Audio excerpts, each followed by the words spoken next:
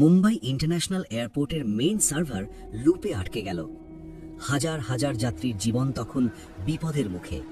বড় বড় বিদেশি ইঞ্জিনিয়াররা হাল ছেড়ে দিয়েছিলেন। কিন্তু তখনই এই আবর্জনা কুড়ানো শিশুটি বলল, সাহাব, এটা কোনো ভাইরাস নয়, এটা একটা ইনফিনিট লুপ। আমাকে শুধু 2 মিনিট সময় দিন, আমি সব ঠিক করে দেব। এই আবর্জনা পরিষ্কার করা ছেলেটি ভিতরে কিভাবে আসলো? এই আবর্জনা কুড়ানো ভিখারির এত সাহস কিভাবে হলো ভেতরে আসার? একে ঘাট ধাক্কা দিয়ে বের করে দাও। এই রাস্তার ছেলে এখন আমাদের সফটওয়্যার শেখাবে, যেখানে বিদেশি সাহেবরা হার মেনে গেছে। স্যার, একে ঠিক করা আপনাদের কোটি কোটি টাকার মেশিনের কর্ম নয়, কারণ এটা কোনো সাধারণ ভাইরাস বা সফটওয়্যার নয়। এটা একটা সেফগার্ড সুরক্ষা কবচ, আর এর চাবি কোনো সুপার কম্পিউটারে নেই, যা আমার কাছে এই ছেঁড়া ডায়েরিতে আছে। সিআইএসএফ গার্ডস, এই পাগল ছেলেটাকে থামাও। ও যদি একটা বোতামও ভুল টিপে দেয় তবে সর্বনাশ হয়ে যাবে। গার্ডস, এক্ষুনি একে ঘাট ধাক্কা দিয়ে বের করো। ছেলেটিকে সবার সামনে ঘাট ধাক্কা দিয়ে ফেলে দিল।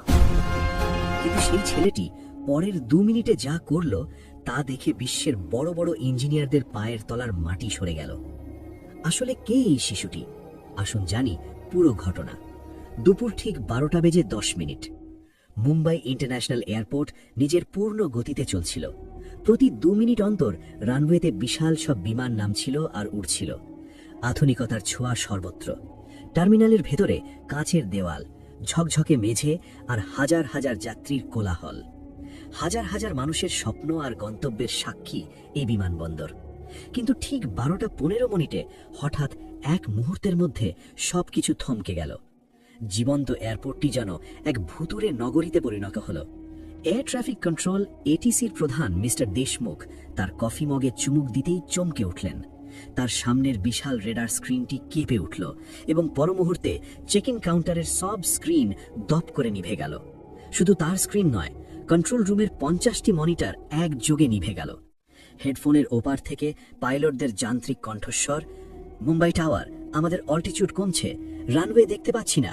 সব আচমকা থেমে গিয়ে নেমে এলো এক অসহ্য, হাড় হিম করা নিস্তব্ধতা।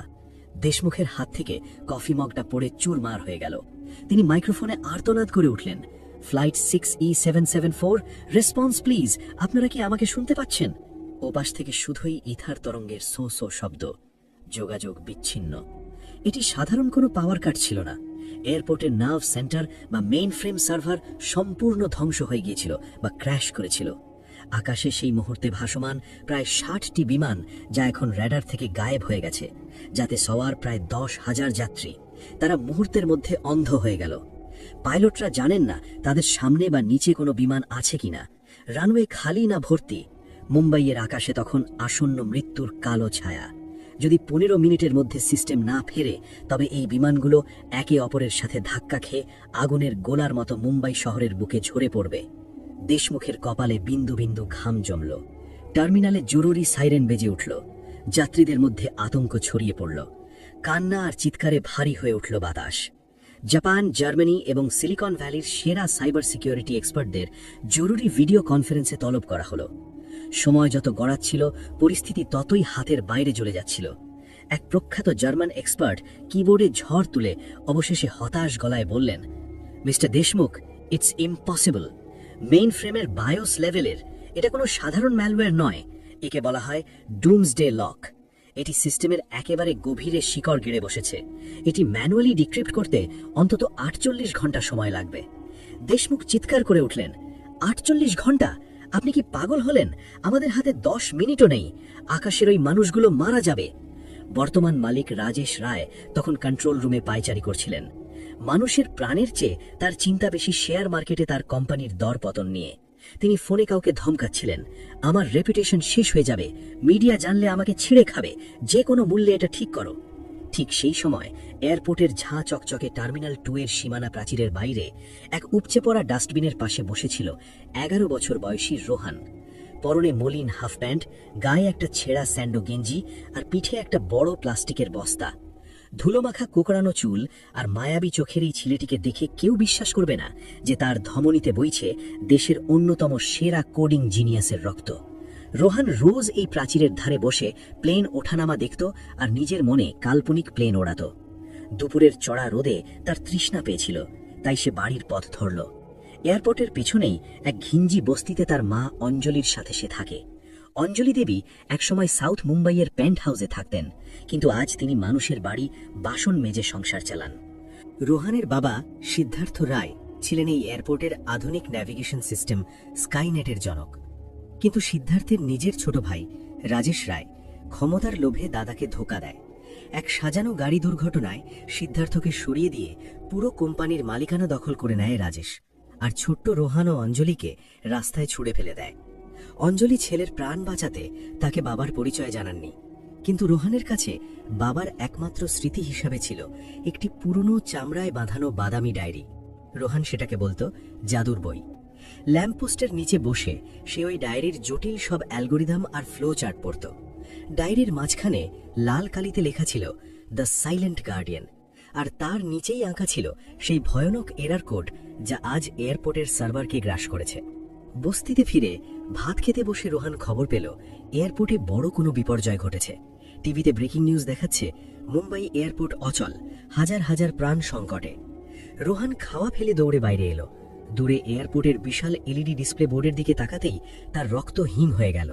যে বোর্ডে সবসময় ফ্লাইটের সময় লেখা থাকে, সেখানে আজ রক্তের মতো লাল অক্ষরে জ্বলছে fatal error, kernel panic 099, logic lock activated. রোহানের চোখের সামনে ভেসে উঠল বাবার ডায়েরির 56 নম্বর পাতা। সে বিড়বিড় করে বলল, কার্নেল প্যানিক। বাবা বলেছিল এটা তখনই হয় যখন কেউ সিস্টেমের হৃৎপিণ্ডে আঘাত করে। তার মনে পড়ে গেল বাবার লেখা সতর্কবাণী, রোহান, যদি কখনো সিস্টেম এই ভুতুড়ে লুপে আটকে যায়, মনে রেখো বাইরের কোনো চাবি দিয়ে এ তালা খোলা যাবে না। একমাত্র রুট ডিরেক্টরিতে ঢুকে ম্যানুয়াল ওভাররাইট করলেই সিস্টেম আবার শ্বাস নেবে। রোহান আর এক মুহূর্ত ভাবল না, খালি পায়েই সে দৌড় দিল ঘরের দিকে। মাটির নিচ থেকে টিনের বাক্স বের করে সেই ডায়েরিটা বুকে চেপে ধরল। 56 নম্বর পাতার নিচে লেখা গোপন কোডগুলো সে চোখ বন্ধ করে আউড়ে নিল। তারপর উল্কা গতিতে ছুটল এয়ারপোর্টের দিকে। তার মনে একটাই প্রতিজ্ঞা, বাবা এই সিস্টেম তৈরি করেছিলেন মানুষকে বাঁচাতে, আমি সেটাকে মারতে দেব না। এয়ারপোর্টের ভিআইপি গেটে তখন জমদূতের মতো পাহারায় সিকিউরিটি গার্ডরা। রোহান সেখানে পৌঁছে হাঁপাতে হাঁপাতে বলল, কাকা, আমাকে ভেতরে যেতে দিন। কম্পিউটার খারাপ হয়নি, ওটা লক করা হয়েছে, আমি জানি ওটা কি করে খুলতে হয়। গার্ড তাকে ধাক্কা দিয়ে ফেলে দিল। এই বস্তির ছেলে, এখানে মস্করা করতে এসেছিস? ভাগ এখান থেকে। রোহান মাটি কিকে উঠে ধুলো ঝেড়ে মরিয়া হয়ে বলল, সাহেব, আমাকে মাত্র 2 মিনিট দিন, যদি না পারি আমাকে জেলে দিয়ে দেবেন, কিন্তু প্লিজ, হাজার হাজার মানুষ মরে যাবে। ভেতর থেকে খবর এলো ব্যাকআপ জেনারেটরও ফেল করেছে। হাতে সময় মাত্র 7 মিনিট। বর্তমান মালিক রাজেশ রায় তখন কন্ট্রোল রুমে দাঁড়িয়ে ঘামছেন। মানুষের প্রাণের চেয়ে তার চিন্তা বেশি শেয়ার মার্কেটে তার কোম্পানির দর পতন নিয়ে। আমার রেপুটেশন শেষ হয়ে যাবে, যে কোনো মূল্যে এটা ঠিক করো, তিনি চিৎকার করছিলেন। সোজা পথে কাজ হবে না বুঝে রোহান এয়ারপোর্টের পেছনের কার্গো লোডিং এলাকার দিকে ছুটল। ডায়েরিতে এয়ারপোর্টের এমন কিছু নকশা ছিল যা সাধারণ ইঞ্জিনিয়াররাও জানত না।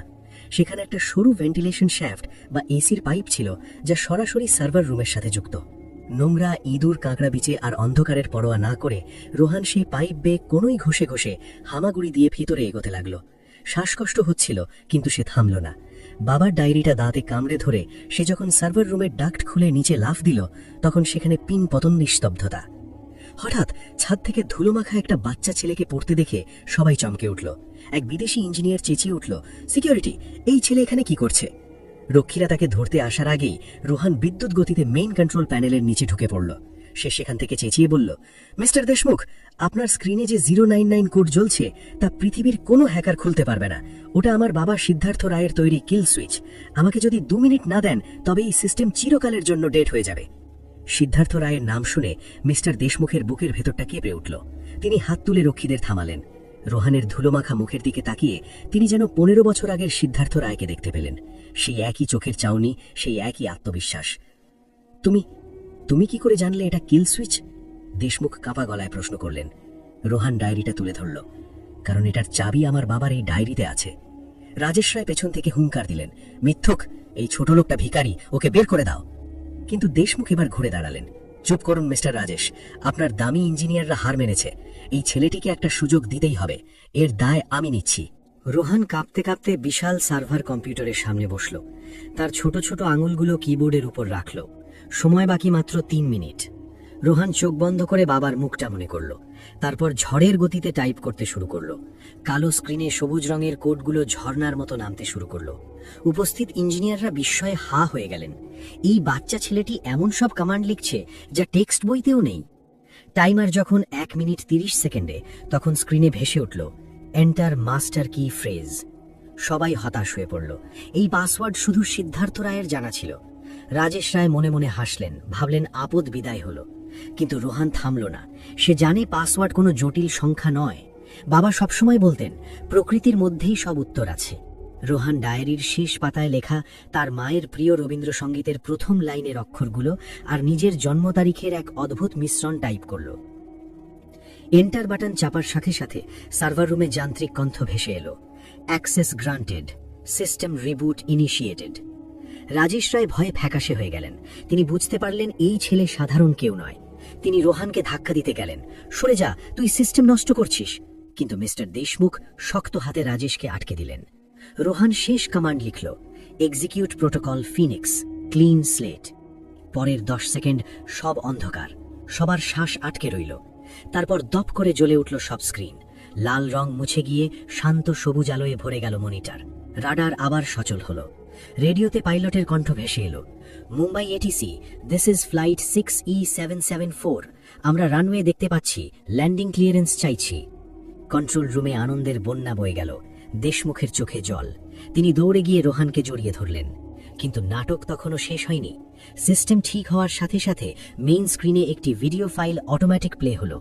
ফাইলের নাম the truth behind the crash. স্ক্রিনে ভেসে উঠল রোহানের বাবা সিদ্ধার্থ রায়ের মুখ। ভিডিওটি তিনি মৃত্যুর কয়েক ঘন্টা আগে রেকর্ড করেছিলেন। ভিডিওতে সিদ্ধার্থ বললেন, আজ যদি এই ভিডিও প্লে হচ্ছে, তার মানে আমার সিস্টেমে কেউ নাশকতা চালিয়েছিল এবং আমার ছেলে বা আমার রক্তের কেউ সেটা ঠিক করেছে। আমার ছোট ভাই রাজেশ আমার গাড়িতে মেকানিক দিয়ে ব্রেক ফেল করিয়েছে। ও এয়ারপোর্টের দখল নিতে চায়। এই ফোল্ডারে রাজেশের সব অবৈধ লেনদেন আর আমার খুনের চক্রান্তের প্রমাণ রইল। এটা এখন সরাসরি পুলিশ কমিশনারের কাছে মেল হয়ে গেছে। মুহূর্তের মধ্যে পুলিশ এসে রাজেশ রায়কে হাতকড়া পড়ালো। তার এত বছরের অহংকার আর ষড়যন্ত্র ধুলোয় মিশে গেল। পরদিন সকালে খবরের কাগজের প্রথম পাতায় রোহানের ছবি। শিরোনাম, বস্তির আবর্জনা কুড়ানো খুদে জিনিয়াস বাঁচালো হাজারো প্রাণ। এয়ারপোর্ট অথরিটি এবং সরকার রোহান আর অঞ্জলি দেবীকে তাদের হৃত সম্মান আর সম্পত্তি ফিরিয়ে দিল। অঞ্জলি দেবী ছেলেকে বুকে জড়িয়ে আনন্দাশ্রু ফেললেন। রোহান মাকে বলল, মা, বাবা ঠিকই বলতেন, কোড কখনো মিথ্যা বলে না যদি প্রোগ্রামার সৎ হয়। কয়েক বছরের মধ্যে রোহান সেই বস্তির শিশুদের জন্য সিদ্ধার্থ রায় একাডেমি অফ সায়েন্স গড়ে তুলল। এয়ারপোর্টের প্রবেশদ্বারে সিদ্ধার্থ রায়ের এক বিশাল মূর্তি স্থাপিত হল, যার নিচে রোহান নিজ হাতে লিখে দিল, শক্তির মূল উৎস হল জ্ঞান আর সুরক্ষার মূল ভিত্তি হল সত্য। প্রতিভা কখনো পোশাকে থাকে না, থাকে মস্তিষ্কে আর সাহসে। সঠিক পাসওয়ার্ড জানলে ভাগ্যকেও হ্যাক করা সম্ভব। যে রোহান একদিন আবর্জনা কুড়াতো, আজ সে দেশের প্রযুক্তি জগতের ধ্রুবতারা। সে প্রমাণ করে দিল, হিরে কয়লার খনিতে থাকলেও হিরেই থাকে। প্রিয় বন্ধুরা, গল্পটি কেমন লাগলো তা কমেন্টে জানান। আর এমন সব অনুপ্রেরণামূলক গল্প শুনতে আমাদের চ্যানেলটি সাবস্ক্রাইব করতে ভুলবেন না। ধন্যবাদ।